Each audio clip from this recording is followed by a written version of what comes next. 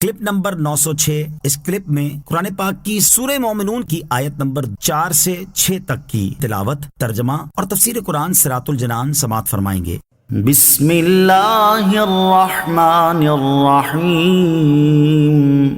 ترجمہ: اللہ کے نام سے شروع جو نہایت مہربان رحمت والا ہے۔ والذین هم للزکاة فاعلون۔ ترجمہ: اور وہ جو زکوٰۃ دینے کا کام کرنے والے ہیں، ہم للزکاة فاعلون، وہ زکوٰۃ دینے کا کام کرنے والے ہیں۔ اس آیت میں کامیابی پانے والے اہل ایمان کا تیسرا وصف بیان کیا گیا کہ وہ پابندی کے ساتھ اور ہمیشہ اپنے مالوں پر فرض ہونے والی زکوٰۃ دیتے ہیں۔ بعض مفسرین نے اس آیت میں مذکور لفظ زکوٰۃ کا ایک معنی تزکیہ نفس بھی کیا ہے، یعنی ایمان والے اپنے نفس کو دنیا کی محبت وغیرہ مذموم صفات سے پاک کرنے کا کام کرتے ہیں۔ زکوٰۃ ادا کرنے کے فضائل اور نہ دینے کی وعید۔ کثیر احادیث میں زکوٰۃ ادا کرنے کے فضائل اور نہ دینے کی وعیدیں بیان کی گئی ہیں۔ ان میں سے 4 احادیث سماعت کیجیے۔ نمبر 1، حضرت جابر رضی اللہ تعالیٰ عنہ سے روایت ہے، حضور اقدس صلی اللہ تعالیٰ علیہ وآلہ وسلم نے ارشاد فرمایا، جس نے اپنے مال کی زکوٰۃ ادا کر دی تو بے شک اس کے مال کا شر اس سے چلا گیا۔ نمبر 2، حضرت ابو امامہ رضی اللہ تعالیٰ عنہ سے روایت ہے، حضور اقدس صلی اللہ تعالیٰ علیہ وسلم نے ارشاد فرمایا، زکوٰۃ دے کر اپنے مالوں کو مضبوط قلعوں میں کر لو اور اپنے بیماروں کا علاج صدقے سے کرو۔ نمبر 3، حضرت انس بن مالک رضی اللہ تعالیٰ عنہ سے روایت ہے، سید المرسلین صلی اللہ تعالیٰ علیہ وآلہ وسلم نے ارشاد فرمایا، اپنے مال کی زکوٰۃ نکال کہ وہ پاک کرنے والی ہے، تجھے پاک کر دے گی۔ نمبر 4، صحیح بخاری شریف میں حضرت ابو ہریرہ رضی اللہ تعالیٰ عنہ سے روایت ہے، رسول اللہ صلی اللہ تعالیٰ علیہ وآلہ وسلم نے ارشاد فرمایا، جس کو اللہ تعالیٰ مال دے اور وہ اس کی زکوٰۃ ادا نہ کرے تو قیامت کے دن وہ مال گنجے سانپ کی صورت میں کر دیا جائے گا، جس کے سر پر 2 نشان ہوں گے۔ وہ سانپ اس کے گلے میں توق بنا کر ڈال دیا جائے گا، پھر اس کی بانچھیں پکڑے گا اور کہے گا، میں تیرا مال ہوں اور میں تیرا خزانہ ہوں۔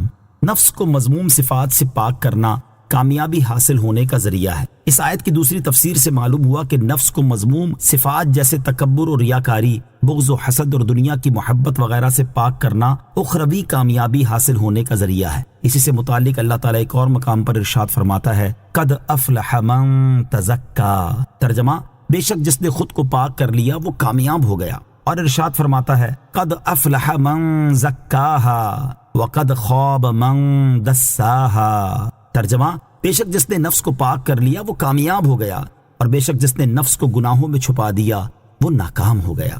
حضرت زید بن ارقم رضی اللہ تعالیٰ عنہ فرماتے ہیں، رسول کریم علیہ الصلوۃ والسلام اس طرح دعا مانگا کرتے تھے، اللہم آتی نفسی تقواہا وزکھا انت خیر من زکاہا انت ولیہا ومولاہا۔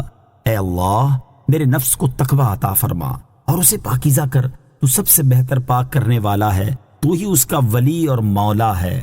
نبی کریم علیہ الصلوۃ والسلام کی یہ دعا امت کی تعلیم کے لیے ہے، اس لیے ہر مسلمان کو چاہیے کہ وہ اپنے نفس کو مذموم صفات سے پاک کرنے کی کوشش کرنے کے ساتھ ساتھ اس کی پاکی کے لیے اللہ تعالیٰ کی بارگاہ میں دعا بھی کرے، اور اس دعا کے لیے وہ الفاظ سب سے بہترین ہیں جو اوپر حدیث پاک میں مذکور ہوئے۔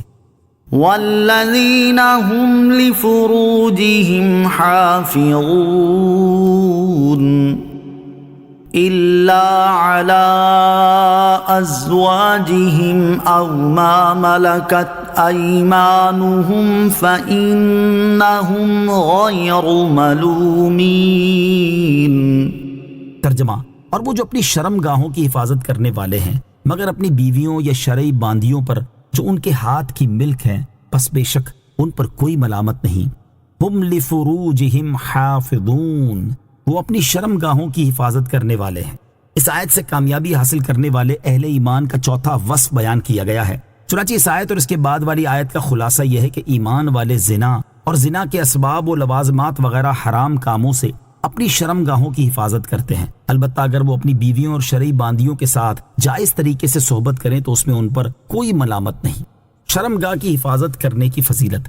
حدیث پاک میں زبان اور شرم گاہ کو حرام اور ممنوع کاموں سے بچانے پر جنت کا وعدہ کیا گیا ہے۔ چنانچہ صحیح بخاری میں حضرت سہل بن سعد رضی اللہ تعالیٰ عنہ سے روایت ہے، رسول کریم صلی اللہ تعالیٰ علیہ وآلہ وسلم نے ارشاد فرمایا، جو شخص میرے لیے اس چیز کا ضامن ہو جائے جو اس کے جبڑوں کے درمیان میں ہے، یعنی زبان کا، اور اس کا جو اس کے دونوں پاؤں کے درمیان میں ہے، یعنی شرم گاہ کا، میں اس کے لیے جنت کا ضامن ہوں۔ شرمگاہ کی شہوت کا علمی اور عملی علاج۔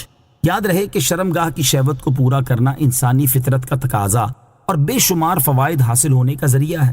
اگر اس تقاضے کو شریعت کے بتائے ہوئے جائز طریقے سے پورا کیا جائے تو یہ دنیا میں بہت بڑی نعمت اور آخرت میں ثواب حاصل ہونے کا ایک ذریعہ ہے، اور اگر اسے ناجائز و حرام ذرائع سے پورا کیا جائے تو یہ دنیا میں بہت بڑی آفت اور قیامت کے دن جہنم کے دردناک عذاب میں مبتلا ہونے کا سبب ہے۔ لہٰذا جو شخص اپنی خواہش کی تکمیل چاہتا ہے تو اسے چاہیے کہ اگر کسی عورت سے شرعی نکاح کر سکتا ہے تو نکاح کر لے، تاکہ اسے اپنے لیے جائز ذریعہ مل جائے، اور اگر وہ شرعی نکاح کرنے کی طاقت نہیں رکھتا تو پھر روزے رکھ کر اپنے نفس کو مغلوب کرنے کی کوشش کرے، اور اس کے ساتھ ساتھ ان تمام اسباب اور محرکات سے بچنے کی بھی بھرپور کوشش کرے جن کی وجہ سے نفس کی اس خواہش میں اضافہ ہوتا ہے۔